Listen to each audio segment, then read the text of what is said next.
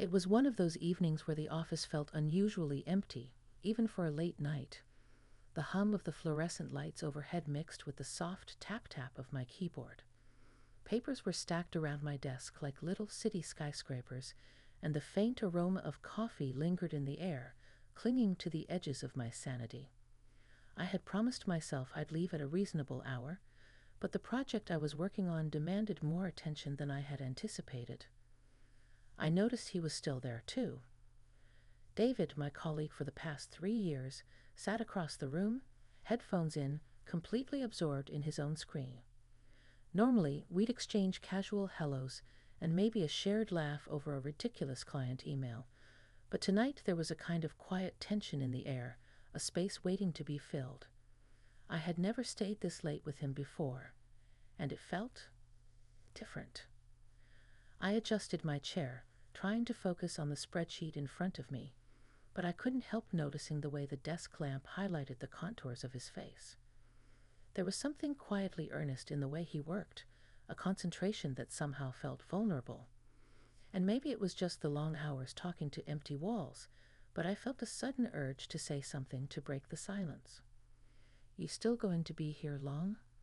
I asked, my voice sounding softer than I expected. He looked up, surprised, as if he'd forgotten I existed. Then he smiled, just a hint, but it reached his eyes. "Yeah, looks like it. How about you?" I shrugged, pretending to be nonchalant, but the warmth that bloomed in my chest betrayed me. "Same. Trying to finish this before it turns into tomorrow's headache."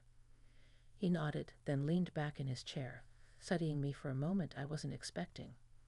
"You always push yourself like this," he said, almost like a statement I should take as criticism, but it felt more like concern.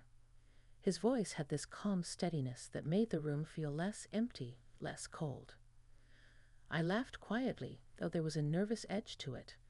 I guess I don't want to leave things half done.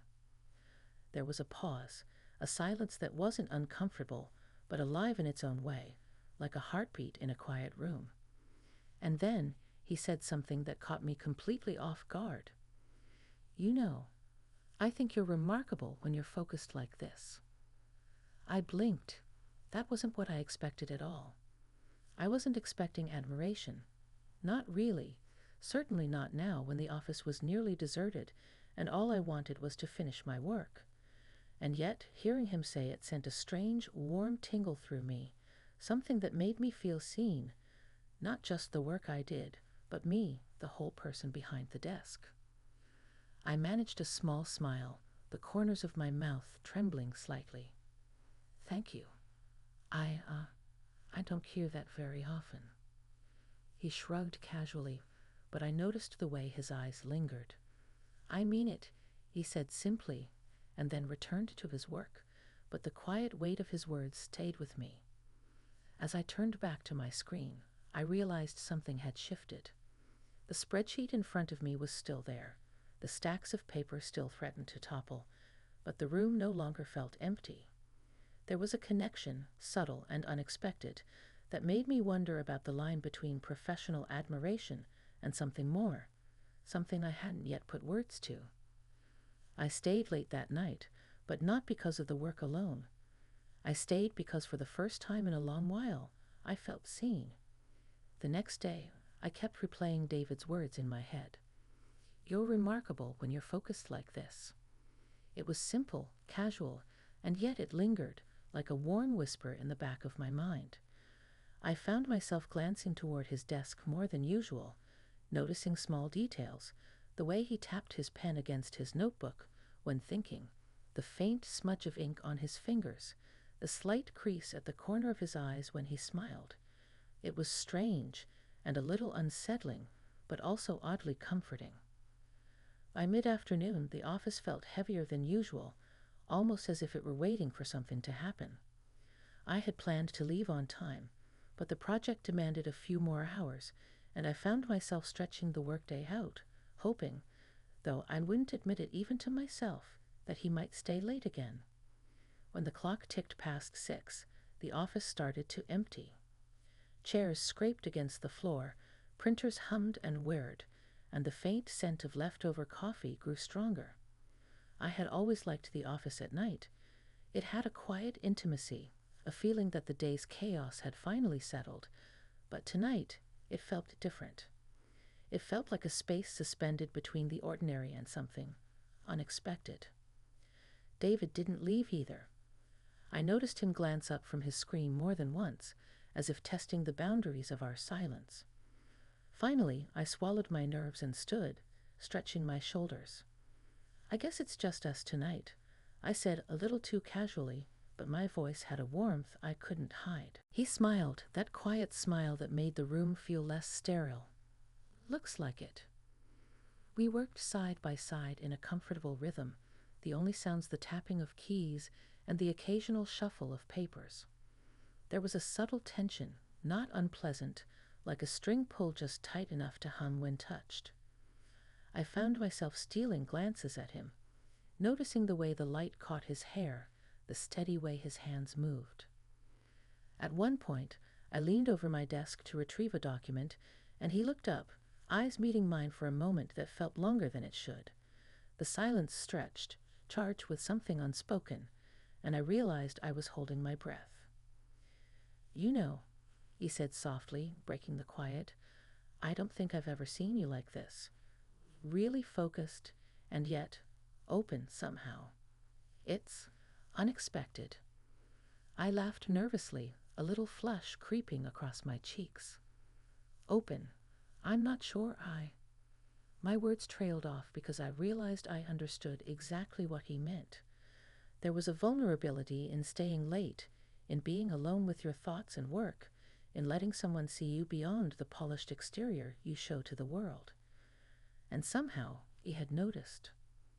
We shared a quiet smile, a connection that didn't need explanation. It was mutual respect, yes, but also an acknowledgement of the unspoken tension that had been building, subtle and careful. For the first time, I realized that I wasn't just staying late for work, I was staying late for him. When the clock finally nudged toward 9, I started to pack my things, and he did the same. I expected the routine goodbyes, the polite nods, but instead, he paused by my desk. "I don't usually say this," he said almost shyly, "but I'm glad you stayed late tonight." I felt a warmth spread through me, something deeper than gratitude or professional camaraderie. "Me too," I admitted quietly. And for the first time, I realized that staying late had given me more than just finished work.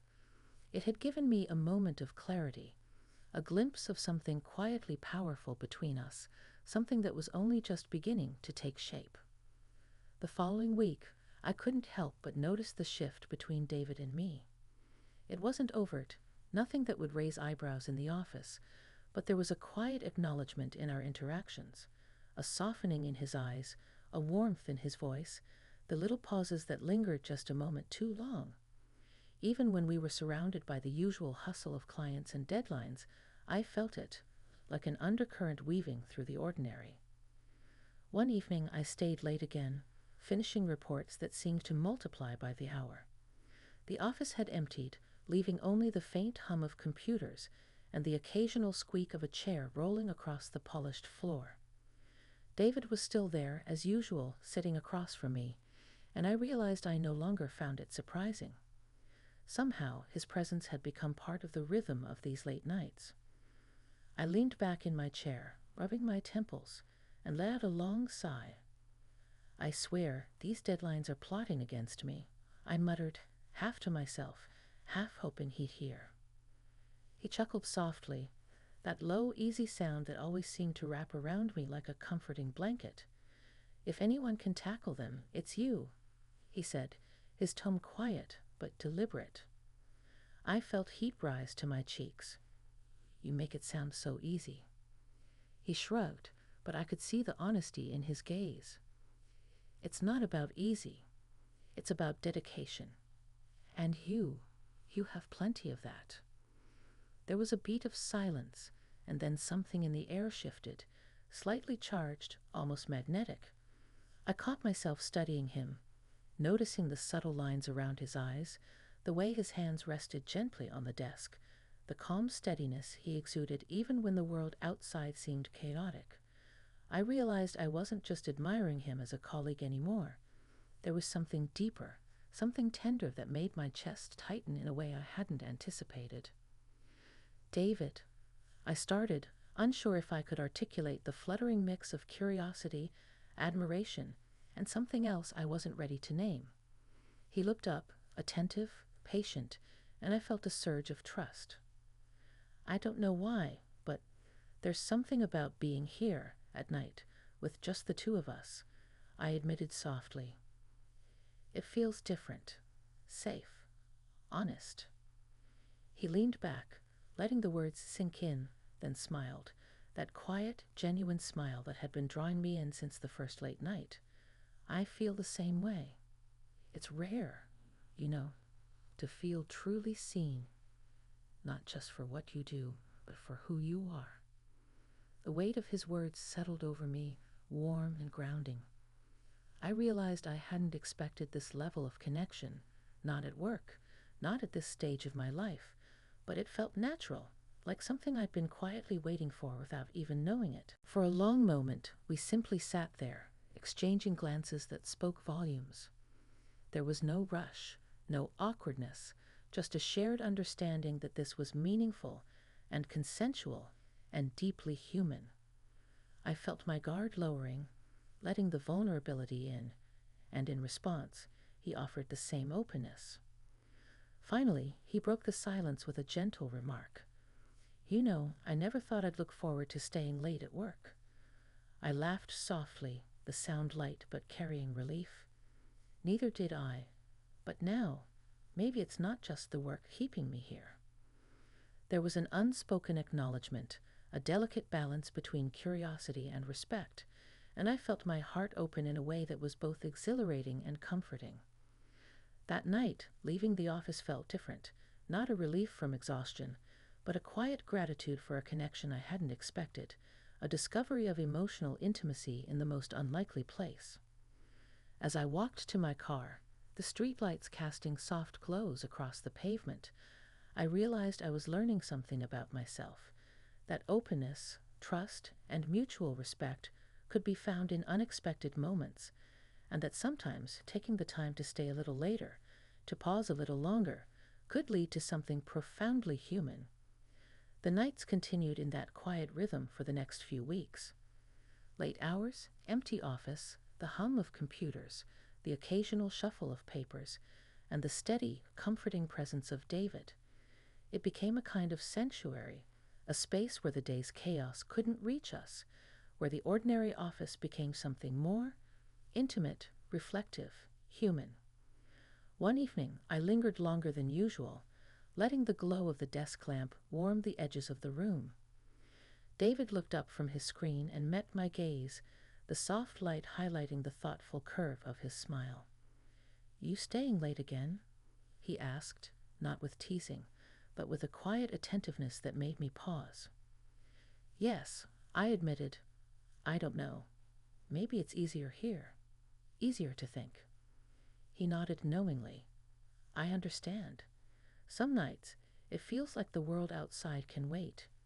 Here, we can just be ourselves. The sincerity in his voice was grounding. I felt the day's tension slip from my shoulders, replaced by something lighter, something tender. There was no need for grand gestures or dramatic declarations, just the quiet presence, the shared understanding, the small, meaningful moments that built trust and connection. As we wrapped up the work for the night, our conversation drifted naturally from spreadsheets and deadlines to life, memories, and small, personal revelations. I found myself laughing more freely than I had in years, sharing stories I hadn't thought I'd tell anyone at the office. And he listened, truly listened, with an attentiveness that made me feel valued and seen. When it was finally time to leave, we lingered by the doorway, the cool night air brushing against our faces. I felt a momentary hesitation, a desire to extend this connection beyond the confines of the office. Then David spoke, softly, almost shyly, yet with conviction. I'm glad we've had these nights. It's rare, to connect like this. truly connect. I smiled, feeling a warmth spread through me that had nothing to do with the office lights or the long hours. I'm glad too, I said. It's unexpected but meaningful, more than I thought work could ever be. There was a pause, comfortable and charged in its own subtle way, before we finally parted ways, each walking toward our cars under the quiet glow of the streetlights. I felt a mix of gratitude, relief, and something tender stirring inside me. A sense that this connection was real, grounded in respect, trust, and mutual discovery. Driving home, the city lights blurred into soft streaks, and I reflected on the past few weeks. Staying late had started as a necessity, a burden of unfinished work, but it had transformed into something entirely different. I had discovered not only a deep, unexpected connection with a colleague, but also something within myself, a capacity to be open, to feel, to trust. For the first time in a long while, I felt seen, not for the tasks I completed, not for the persona I presented to the world, but for the woman I truly was. And in that recognition, I found a quiet joy, a gentle thrill of possibility. Life had a way of surprising us, I realized, sometimes in the simplest, most ordinary places. A nearly empty office, a shared late night, a single unexpected comment that changed everything. I parked my car, stepped out into the crisp night air, and looked up at the stars. The world felt bigger somehow, more luminous, more open. And I knew deep down that connection, real, human, unexpected, was worth the quiet, patient hours it took to find.